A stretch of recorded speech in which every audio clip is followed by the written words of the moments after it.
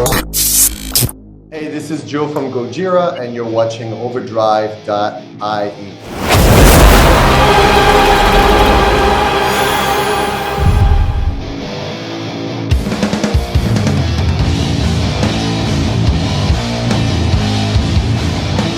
So, Luke, Unpeople, thank you so much for joining me, coming on to Overdrive. Well, it's very rarely I join a Zoom and don't want to introduce myself because I'm just in awe of someone's room. So I didn't even want to say hello. I just wanted to listen to what you had to say. First of all, congratulate you. I've heard this EP. It is fantastic. Anyone out there that's heard the first two singles that have come off it will not be disappointed with what is on this, the other tracks. It's an amazing EP, and I figured let's just start there.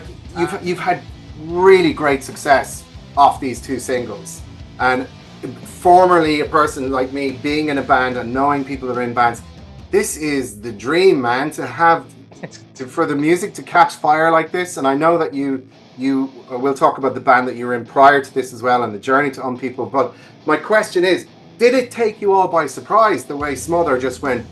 I guess it's all a matter of perspective, right? Because it's like, if you look at the mainstream, Smother is still a very, very tiny, insignificant drop in a very big ocean, you know. But I think relative to what we'd done before and sort of our scene, I think we were very, very overwhelmed with kind of like the response. And it's funny because I remember leading up to it, I think myself and Jake felt that Waste, which was actually the second single, should have been the lead one, because we felt like it just right from the start, it felt like that would be the one that we'd want to put sort of our foot forwards with. But Barley, the guy who signed us to Sharp Tone, who we've got massive respect for, he was just kind of like, I really feel like Smother's gonna sort of open up a couple extra doors. And it's one of those things where we took so long pulling this project together and really took our time with making sure that the people we were working with we could trust. You know, we weren't going to be questioning people around the band, which we've all had experience of before. And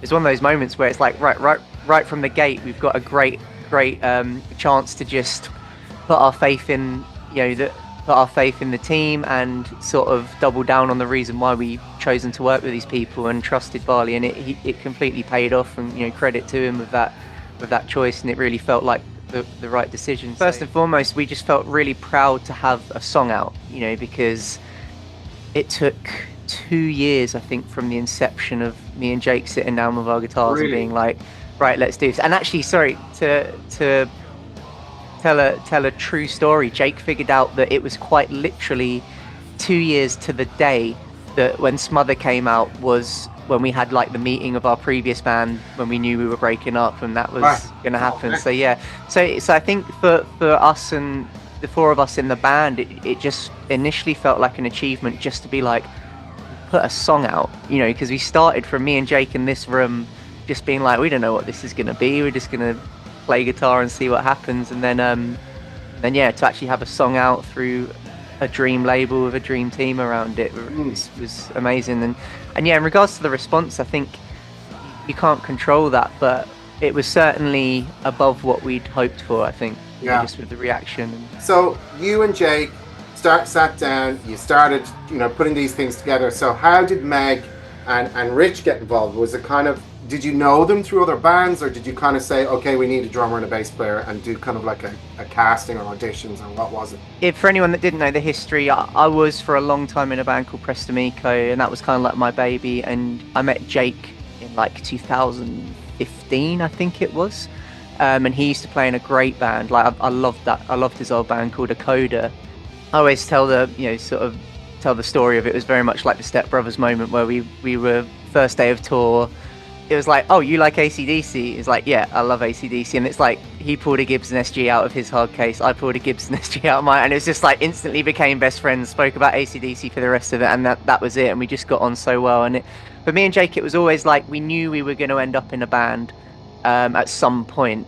And then it just so happened that Prestamiko needed a bassist, and he always says he was Prestamiko's biggest fan, which I as his friend is hard for me to take, because I think I struggle to take praise and compliments at the best of times, but so it's hard for me to take him seriously. But he really was a genuine fan of that band, so it was just kind of everything lined up, and it felt right. So he came into Press Mika, and we did a record together, and then it just got to a point where I think, you know, it was partly it had run its course, and it was never like a difficult breakup. It was very amicable, and it's just like, yeah, it's kind of just time, you know. And after that meeting, like I said earlier, me and Jake sat down with guitars, and we didn't really have an idea of what it was going to be, what the lineup was going to be, other than let's just write and see what happens. So I think from the very start, I always pictured that we'd maybe have like a female singer, because I think with Press Mika there was always loads of harmonies, and like I always loved playing around with layering, and just like,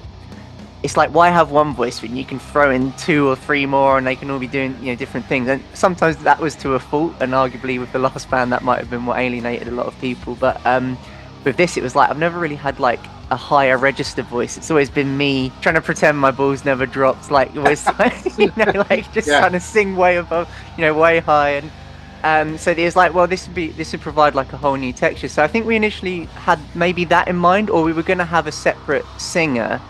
And Jake, kind of under the surface, was just like, I think it's my time. Like, he's always had this like front man bubbling inside of him. And I think as we've got older, I've very much turned more, why is everyone looking at me? And Jake's just gone more, I'm going to make you all look at me. I think as soon as we figured that out, that was like the first part of it. And then the next stage was getting a drummer. So it was like, oh, there is this guy that I knew, used to play shows together when we were like 17, 18 maybe, back in the day. And he was always in a close friend of mine's band called Franco, like years and years ago.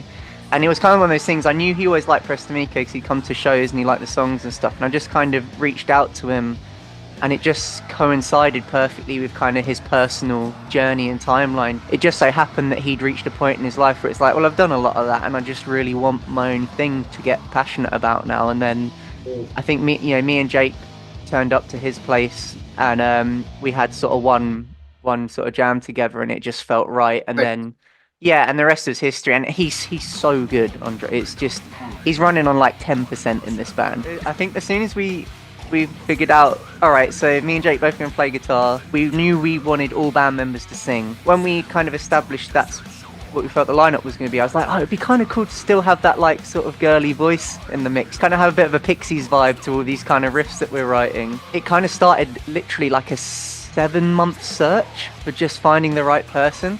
And it's so funny because I remember so vividly, me and Jake were laughing. I was like, I bet there's someone that's just right under our nose that we've never even thought about.